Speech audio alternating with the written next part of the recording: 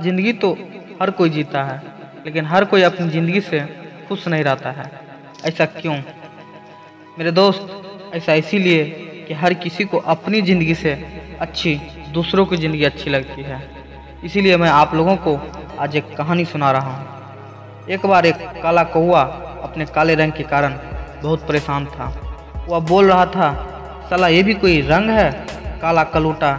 इस रंग के कारण मुझे कोई पसंद नहीं करता है, मुझे कोई प्यार नहीं करता है। वह अपने रंग के कारण बहुत परेशान रहता था। एक दिन वह दाना चुगने के लिए बाहर गया, लेकिन उस दिन उसको दाना भी नहीं मिला। वह पहले से ही अपने रंग के कारण परेशान था और ऊपर से उस दिन उसको दाना भी नहीं मिला, जिस कारण वह एक पेड़ पर उदास होकर बैठा था। उसी रास्ते से एक साधु जा रहा था। साधु भी थक गया था, इसलिए साधु भी उसी पेड़ के नीचे आराम करने के लिए रुक गया। साधु ने देखा कौवे को उदास बैठा हुआ, तो उसने कौवे से पूछा, क्या बात है कौवे, उदास बैठे हो? कौवे ने अपनी सारी बात साधु को बताया कि मेरा रंग काला है और मेरा आवाज़ बदसूरत है, जिस कारण लोग मुझे पसंद नहीं करता है, इसीलिए मैं परेशान और उदास बैठा हूँ। तो साधु ने कहा कि कोई बात नहीं, मेरे पास एक शक्ति है जिससे तुम जो चाहो मैं तुम्हें बना दूंगा। तुम क्या बनना चाहोगे? तो कौवे ने बहुत प्रसन्न होकर कहा, मैं हंस बनना चाहता हूँ। तो साधु ने कहा, ठीक है, मैं तुम्हें हंस बना दूंगा, लेकिन मेरा एक शर्त है, पहले तुम्हें एक बार हंस से मिलकर आना होगा। तो कौवे ने कहा, ठीक है। वह हंस से मिलने के लिए तालाब के पास पहुँच गया। हंस से मिलकर कौवा बोला हंस को, हंस भाई आप तो बहुत खुश रहते होगे, आप तो बहुत मस्त हो, आपका रंग गोरा है, आपको लोग बहुत पसंद करते हैं, फ़ोटो खींचते हैं, आप तो बहुत खुश रहते होंगे। तो हंस ने कौवे से बोला, किसने कहा मैं खुश हूँ? कौवे ने पूछा, क्या आप भी खुश नहीं हो? हंस ने कहा, नहीं। कौवे ने पूछा, क्यों? हंस ने कहा, साला ये भी कोई रंग है सफ़ेद, ये तो मुर्दों की पहचान है, और जब मेरा कोई फ़ोटो खींचता है तो पता ही नहीं चलता है, सफ़ेद रंग के कारण मैं पानी में मिल जाता हूँ। तो कौवे ने कहा, इसका मतलब आप भी खुश नहीं हो? हंस ने कहा, नहीं। तो कौवे ने पूछा, आपके हिसाब से कौन सा पक्षी बहुत खुश रहता होगा? तो हंस ने कहा, यार तोता बहुत खुश रहता होगा, क्योंकि देखने में वह बहुत प्यारा लगता है, लोगों से बहुत प्यार करते हैं, मिट्ठू मिट्ठू कहकर बुलाते हैं, अच्छा अच्छा खाना खिलाते हैं, तोता बहुत खुशनसीब पक्षी है। तो कौवे ने ये सब बात सुनने के बाद फिर साधु के पास वापस चला गया। तो कौवे ने साधु से कहा कि मुझे अब हंस नहीं बनना है, मुझे तोता बना दीजिए। तो साधु ने कहा, ठीक है, मैं तुम्हें तोता बना दूंगा, लेकिन मेरा वही शर्त है कि एक बार तोता से मिलकर आना होगा।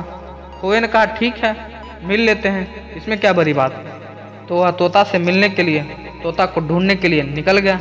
ढूंढते ढूंढते किसी घर के बाहर पिंजरे में तोता पर कौवे का नज़र पड़ा।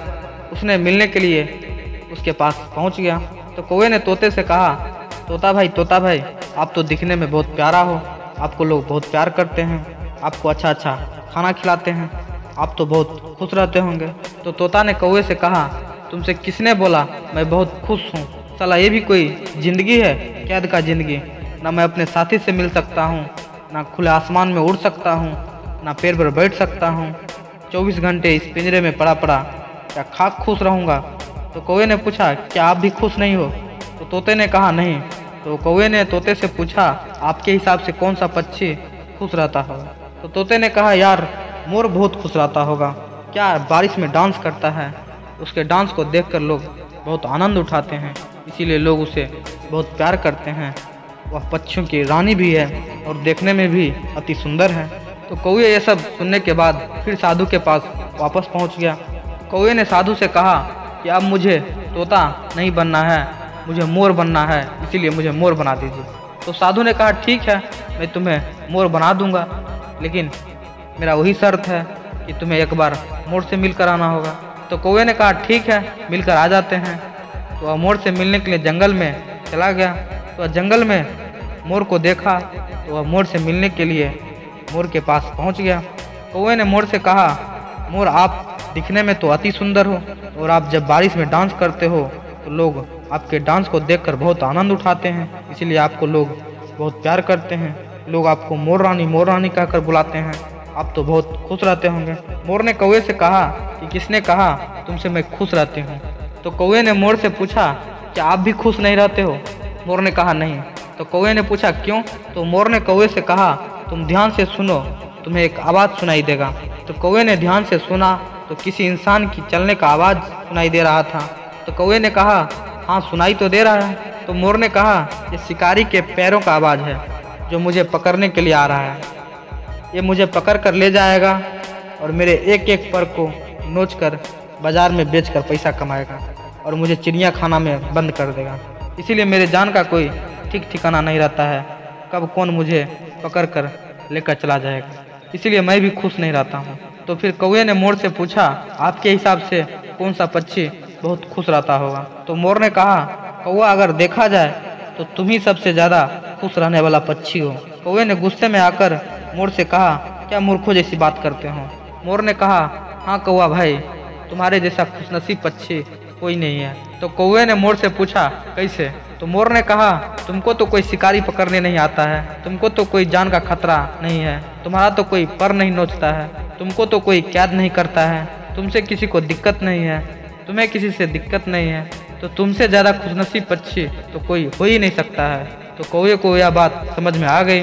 वह तुरंत साधु के पास वापस पहुंचा और साधु से कहा कि मैं कौवा ही ठीक हूँ। तो दोस्तों यह कहानी से यह सीख मिलता है कि आप जैसे हो वैसे ठीक हो, आपसे बेहतर कोई नहीं है। इसीलिए आप कभी उदास मत होना ये सोचकर कि मैं औरों के जैसा क्यों नहीं हूँ। हर इंसान को कुछ न कुछ समस्या होता है। बहुत बहुत धन्यवाद।